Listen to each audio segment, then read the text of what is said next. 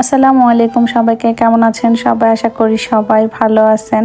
আর আজকে রেডি হওয়া দিয়ে ব্লগটা শুরু করলাম। আমরা একটু ঘুরতে যাব অনেক দূরে সবাই মিলে। তারপরেই তো এখানে আমরা সবাই রেডি হয়ে গেছি, এখন বের হবো। ইলা আমাকে বলতেছে খালামুনি দাঁড়াও, তোমার একটা পিক তুলি। আবার আমার বলতেছে এইভাবে করো তাহলে ছবি সুন্দর হবে। তো আমি আবার ওইভাবে করলাম, ওনাকে আমার অনেক সুন্দর ছবি তুলে দিছে। তারপরেই তো রেস্টুরেন্টে খাবে, তো সবাই একসাথে এখানে জড়ো হয়েছে। এরপর আমরা রেস্টুরেন্টে উঠে গেছি। এখানে আমরা এখন দুপুরের লাঞ্চটা করে নিব। আজকে কারোই বাসায় রান্না বান্নার ঝামেলা নাই। শুক্রবার হইলে আসলে কেউই বাসায় থাকে না, সবাই ঘুরতে যায়। সকালে আমরা হালকা নাস্তা করে আসছিলাম, ডিম সিদ্ধ, তারপরে টুকটাক কিছু খাইছিলাম। তবে ইলা আর সামিউন কিছুই খায় নাই, ওরা এখন খাবে। আর সামিউনের খ্যাপসা বেশি একটা পছন্দ না, ও আজকে ফার্স্টে রুটি চাইছিল, পরে রুটি দেওয়ার পর আবার খায় না, একটু খ্যাপসাই খাইছে। অনেকে আমাকে নখ দিয়ে বলেন, আপু খ্যাপসা তো অনেক মজা লাগে, আপনি কেন খাইতে পারেন না? আসলে সবার তো সবকিছু ভালো লাগে। খাওয়া দাওয়া শেষে সবাই কুনাফা খাইছিল। এরপরেই তো আমরা এখন বের হয়ে গেছি, সবাই চলে যাব। রুনা আপু আর আপুর বরখা, জুতা সবকিছু আজকে হুট করে ম্যাচিং হয়ে গেছে। আমি বলতেছিলাম ব্যাগটা ম্যাচিং হলে পুরা টুইন দেখা যাইতো। ব্যাগও ছিল দুইজনের অনেক সেম সেম, তবে ব্যাগটা মিলে নাই। এরপরে সবাই গাড়িতে উঠে গেছিলাম। সবার গাড়ি আর কি সিরিয়াল মতো ছিল, আগে পরে এরকম, কারণ অনেক দূরে তো সবাই একসাথে বের হইছে, যাতে করে গাড়ি না হারায় যায়, সবাই যাতে একসাথে যাইতে পারে। আর যাওয়ার সময় এত সুন্দর সুন্দর জায়গা ছিল, মাশাল্লাহ মাশাল্লাহ। এদিকে না খনি আছে, তেলের খনি, তারপরে গ্যাসের খনি, ওইগুলো ভাইয়া আমাকে দেখাইছিল। ভিডিও লং হয়ে যায় দেখে ওগুলো আর অ্যাড করি নাই ভিডিওতে। তারপরেই তো আমরা চলে আসছি। আর আমি যে লাইভ করছিলাম এখান থেকে অনেকে আমাকে জিজ্ঞেস করছিলেন, আপু এটা কোন জায়গা? এটা জুবাইলের ওয়ান্ডার হিলস, একটা নতুন পার্ক হয়েছে, তো ওইখানেই আসছি আজকে আমরা। এখানে টিকিট করে তারপরে যাইতে হয়। আর ভিতরে এত বেশি সুন্দর, সব কিছু দেখলেই চোখ জুড়ায় যায়। দিনের বেলা একরকম সুন্দর, রাতের বেলা একরকম সুন্দর। আমি আসলে ওইভাবে সব কিছু ভিডিও করি নাই, সব ভিডিও দিতে গেলে ভিডিও 15-20 মিনিট হয়ে যাবে, যে কারণে।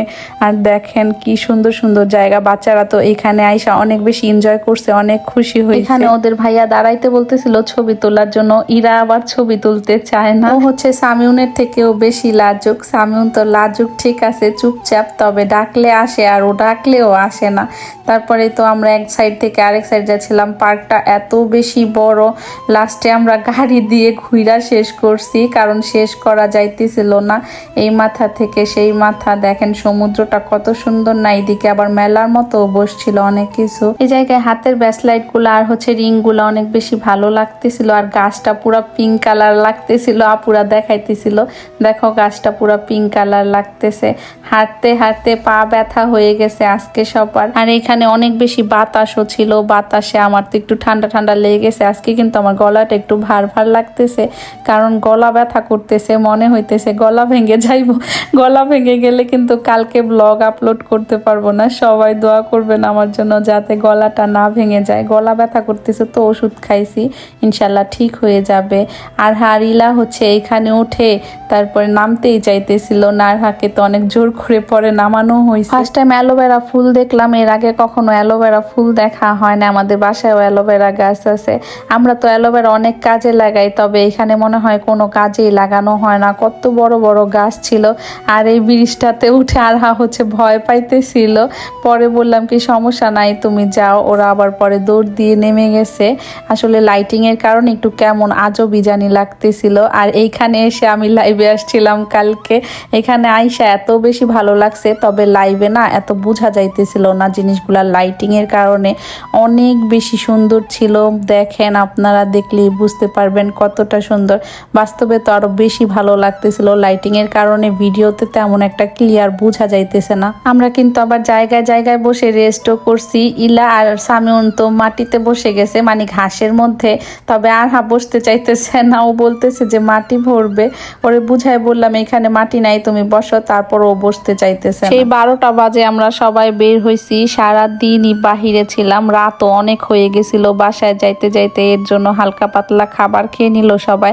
আর এইখানে তেমন কোনো খাবার পাওয়া যাচ্ছিল না, এগুলাই ছিল। এত বড় পার্ক, হাইটা যেহেতু শেষ করা যাইতেছে না, এর জন্য ভাইয়ার আবার গাড়ি নিয়ে নিছে। আমরা দোতলায় বসছিলাম, অনেক বাতাস ছিল, বাচ্চাদেরও ঠান্ডা লাগতেছে, তবে ওরা অনেক বেশি এনজয় করছে আজকে। আর হাতো গাড়িতে উঠার জন্য ব্যস্ত হয়ে গেছিল, আর গাড়ি থেকে সবকিছু দেখতে আরো বেশি ভালো লাগতেছে। এই জায়গাটা এত ভালো লাগতেছে, এই পানিগুলা ছিটে ছিটে শরীরের মধ্যে আসতেছিল। ভিডিওতে আসলে কতটা বোঝা যাইতেছে জানি না, তবে রিয়েলে দেখতে আরো বেশি ভালো লাগতেছে।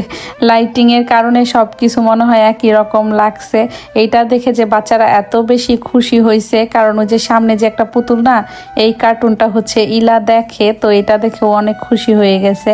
তারপরে এই তো আমরা এখন চলে যাব, ওইখান থেকে বের হয়ে গেছি, সবাই সবার গাড়িতে উঠে গেছে, আবার সবাই একসাথে রওনা দিছে আল্লাহর নামে।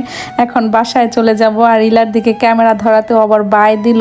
বাসায় আসার পর হচ্ছে ভাইয়া এখানে চিকেন রান্না করছে আমাদের জন্য, অনেক মজা হয়েছিল চিকেনটা।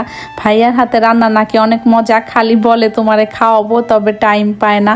আর কুমড়ো ভাজিটা হচ্ছে আমি করছিলাম, আর ডাল ভর্তা ভাইয়া বানাবে।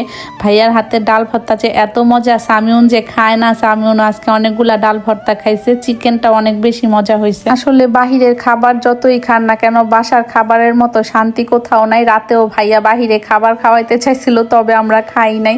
বলছে যে বাসায় গিয়ে গরম গরম ভাত রান্না করে খাবো। আলু ভর্তা ডাল করতে চাইছিলাম আমি, তবে ভাইয়া এগুলা রান্না করতে বলছে। তো আজ এ পর্যন্তই, কথা হবে অন্য কোনো ভিডিওতে। সবাই ভালো থাকবেন, আল্লাহ হাফেজ, আসসালামু আলাইকুম।